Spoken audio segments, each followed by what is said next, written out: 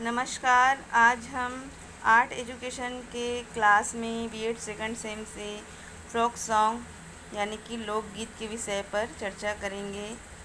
तो चलिए, लोकगीत क्या है? लोकगीत लोक शब्द अंग्रेजी के फोक शब्द का हिंदी रूपांतरण है। ऋग्वेद में लोक शब्द ने विराट समाज की ओर संकेत गया है और कहा गया है कि लोक विराट पुरुष है जिसमें हजारों सिर हजारों चरण हैं। अतः लोक पद का अभिप्रेरणा अर्थ जन समाज रही है। इसका अर्थ इस प्रकार है। लोकगीत का शाब्दिक अर्थ जनमानस गीत, जनमन का गीत, जनमानस की आत्मा में रचा बसा गीत है। प्रायः इनके अभिलेख नहीं मिलते तथा ये जनकंठ में सुरक्षित रहते हैं और पीढ़ी दर पीढ़ी विरासत में मिलते जाते हैं। इनकी परिभाषा भारतीय विद्वानों के अनुसार इस प्रकार है। लोकगीत समूची संस्कृति के पहरेदार हैं। महात्मा गांधी जी के अनुसार सुख दुख की आवेशमयी अवस्था का विशेषकर गिने चुने शब्दों, स्वरों, साधना के उपयुक्त चित्रण कर देना ही लोकगीत है, महादेवी वर्मा जी के अनुसार। नेक्स्ट है लोकगीत की विशेषताएं। लोकगीत की कुछ विशेषता है। एक फर्स्ट है उपदेशात्मक, सेकंड है रसात्मक और उल्लासमय भावभूमि। उपदेशात्मक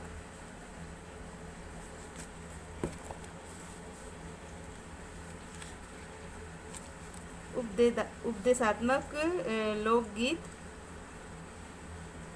विशेषकर भक्ति आध्यात्मिक संबंध गीतों से एक विशिष्ट प्रकार की नैतिक उपदेश निहित रहती है, जिसमें सत्य असत्य का निर्धारण करते हुए असत्य का त्याग करना और सत्य को ग्रहण करने पर बल देने हेतु पंक्तियों का विन्यास होता है। उदाहरण के लिए जैसे कि हंस दूध तो ग्रहण करता है पर पानी को छोड़ देता है। इसमें एक उपदेश छुपा हुआ है। फिर है रसात्मक। रसात्मक में क्या होता है? भारतीय लोकगीतों में अत्यधिक रसात्मकता पाई जाती है। यही कारण है कि आज के सभ्य समाज के हृदयों को भी कंपित करने की लोकगीतों में अद्भुत शक्ति होती है। मतलब जो गीत हम गाते हैं वो रस से युक्त होता है, आनंद देने वाला होता है। नेक्स्ट है उल्लास में भावभूमि। उल्लास में भावभूमि का अर्थ है लोकगीत की भावभूमि अधिकांशतः उल्लास में होती है। इसका गायन सामान्यतः उत्सवों के अवसर पर ही होता है, जैसे कि होली, दीपावली आदि त्योहारों के गीत, फसल काटने के गीत, शादी ब्याह के गीत, विभिन्न संस्कारों के संपादन के समय गाया जाने वाला गीत उल्लास में होता है। नेक्स्ट है लोकगीत के प्रकार।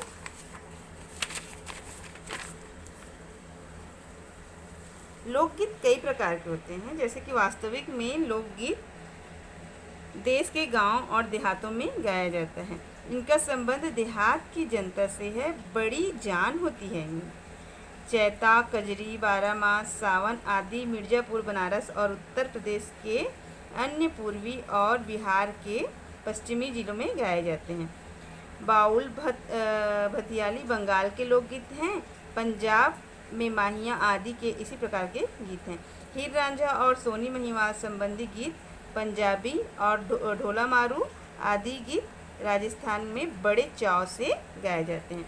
भड़ौनी, शोहर, देवतला, गौरा गौरी आदि छत्तीसगढ़ में गाए जाने वाला लोकगीत है। इस प्रकार लोकगीत के विभिन्न प्रकार हैं, जो मिलन, बिछोह, जन्म, मरण आदि विषयों पर ये सभी लोकगीत गांव और इलाकों की बोलियों के अनुसार गाए जाते हैं। इसी कारण ये बड़े आनंददायक होते हैं। लोकगीत राग के साथ गाया जाने वाला गीत है, जिसे सुनकर मन तो आनंदित होता है और आंखें भी नम हो जाती हैं।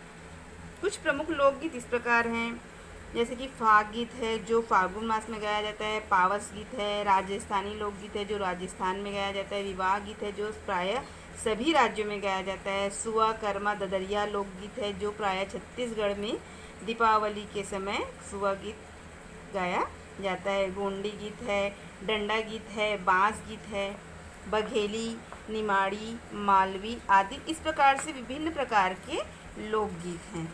लोकगीत की उत्पत्ति कहाँ से हुई है, कैसे हुई है, देखते हैं। लोकगीत की उत्पत्ति जनमानस की अनुभूति की चरम अवस्था में स्वतः ही हो जाती है, अर्थात इन लोकगीतों की उत्पत्ति किसी एक व्यक्ति विशेष की अनुभूतियों के परिणाम स्वरूप नहीं होती, वरन समस्त लोक जीवन के हृदय की सामान्य अनुभूतियों के परिणाम स्वरूप होती है ना। इसकी कुछ परंपराएं भी होती हैं जो परंपरागत एक परंपरा से दूसरी परंपरा में चलते पीढ़ी दर पीढ़ी चलते जाते हैं। क्या होती इनकी परंपराएं? लोकगीतों की एक लंबी परंपरा श्रृंखलाबद्ध रूप में चलती रही है। कई बार लोकगीतों की मूल भावना भी कालांतर में परिवर्तित हो जाती है, लेकिन उसका प्रसंग या विषय मूल रूप से अपरिवर्तित ही रहता है। इस प्रकार ये लोकगीत परंपरागत होते हैं, मतलब गाने का जो शैली है वो बदल सकते हैं, लेकिन जो उनका विषय वस्तु है वो वही रहता है और पीढ़ी दर पीढ़ी चलते जाता है। लोकगीत तथा अन्य गीतों में कुछ सामान्य भेद भी होते हैं। क्या भेद होते हैं? लोकगीत तथा अन्य गीत। अन्य गीतों से तात्पर्य होता है साहित्यिक कोटि के तथा रहस्यात्मक गीतों से। साहित्यिक गीतों का निर्माण तो एक व्यक्ति विशेष साहित्यकार कवि एक अकेला कमरे में बैठकर करता है, किंतु लोकगीत का निर्माण सामूहिक रूप से सार्वजनिक स्थलों पर मनुष्य समागम के मध्य होता है। लोकगीत अकेले नहीं गाया जाता, लोकगीत सामूहिक रूप से गाया जाने वाला गीत है। फिर है लोकगीत के कुछ लक्षण हैं तथा विशेषताएं भी हैं। इनकी कुछ लक्षण दो भागों में बांटा गया है। एक है मुख्य लक्षण और दूसरा है उपलक्षण। मुख्य लक्षण के अंतर्गत है सामूहिक रचना, निश्चित स्वरूप नहीं है, अज्ञात रचना, श्रुत रूप, भावनात्मक। और उपलक्षण के अंतर्गत है कथोपकथन, कुछ संख्याओं का प्रयोग होता है, आशु रचना और टेक तथा पंक्तियों की पुनरावृत्ति। अब इसके अंतर्गत आते हैं सामूहिक रचना। सामूहिक रचना क्या होता है? सामूहिक रचना लोकगीत का रचयिता कोई एक व्यक्ति विशेष नहीं होता, बल्कि वह मानव समुदाय की सामूहिक रचना होती है। एक समुदाय की सामूहिक रचना शक्ति का परिणाम है। इन पर एक व्यक्ति का सर्वाधिक अधिकार नहीं होता, इन पर सब लोगों का समान अधिकार होता है। जो भी जब भी जहाँ भी आवश्यकता समझता है इन लोकगीतों का उपयोग कर सकता है ना। उसके बाद जो है निश्चित स्वरूप क्या होता है इसका? लोकगीतों का कोई परिणाम या निश्चित स्वरूप नहीं होता। लोकगीत कविता या साहित्यिक गीतों की तरह प्रकाशित रूप में ज्यों के त्यों सुरक्षित रहते हैं, बल्कि सुरक्षित नहीं रहते, बल्कि काल और परिस्थितियों के अनुसार इनके मूल तथा बाहरी रूपों में परिवर्तन होते रहते हैं, है ना।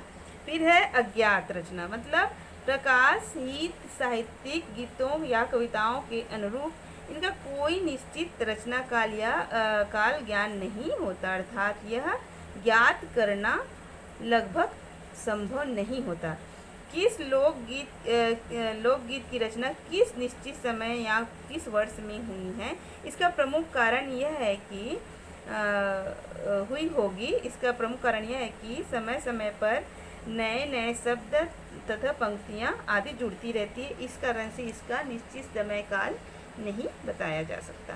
फिर है श्रुत रूप। श्रुत रूप में लोकगीत प्रायः श्रुत रूप में ही प्रचलित होती है। इनका कोई एक निश्चित लिखित रूप नहीं पाया जाता।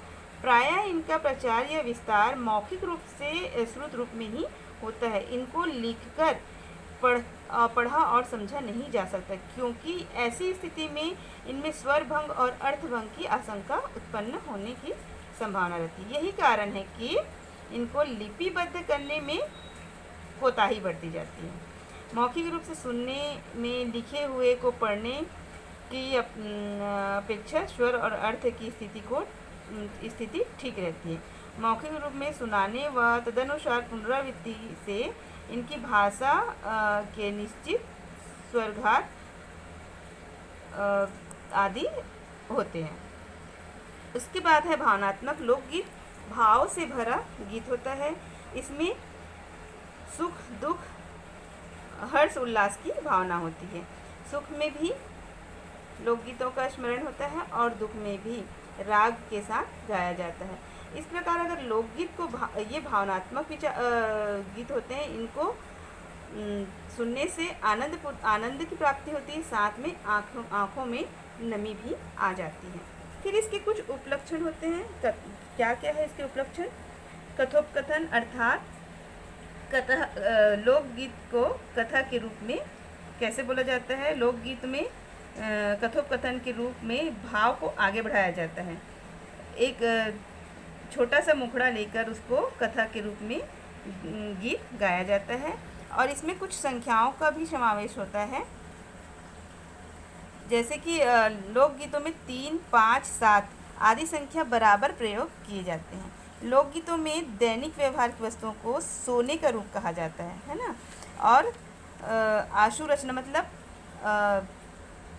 इसके अंतर्गत लोकगीतों में निरर्थक शब्दों का प्रयोग होता है। लोकगीतों में प्रायः प्रश्नोत्तर भी शामिल होता है, और लोकगीत की रचना अत्यंत भावयुक्त होती है। अपने आप न चाहते हुए मुंह से स्वर लहरी फूट पड़ती है, अर्थात जो गाया जाता है वही लोकगीत बन जाता है, वही आशु रचना कहलाती है। टेक तथा पंक्तियों की पुनरावृत्ति, यह लक्षण लगभग सभी प्रकार के लोकगीतों में अक्सर आवश्यक रूप में पाया जाता है। टेक की सदैव ही पुनरावृत्ति होती है, चाहे वह लोकगीत हो अथवा साहित्यिक गीत हो, है ना, या पद। किंतु गीत की विशिष्ट पंक्तियों को भी कभी कभी पुनरावृत्ति होती है। कहीं कहीं पूरे गीत की समस्त पंक्तियां साथ साथ 2 बार गाई जाती हैं। लेकिन परिचित तथा दैनिक उपयोग की वस्तुओं का भी उल्लेख लोकगीत में होता है, जैसे थाली, लोटा, गिलास, खेत, ढोर, हुक्का आदि। लोकगीतों में केवल उन्हीं शब्दों का प्रयोग करते हैं जो दैनिक जीवन में उनके चारों तरफ उपस्थित होते हैं। तो इस प्रकार आज हम लोकगीत के विषय में कुछ जानकारियाँ प्राप्त की हैं। नेक्स्ट क्लास में नए टॉपिक के साथ फिर प्रस्तुत होंगे। धन्यवाद।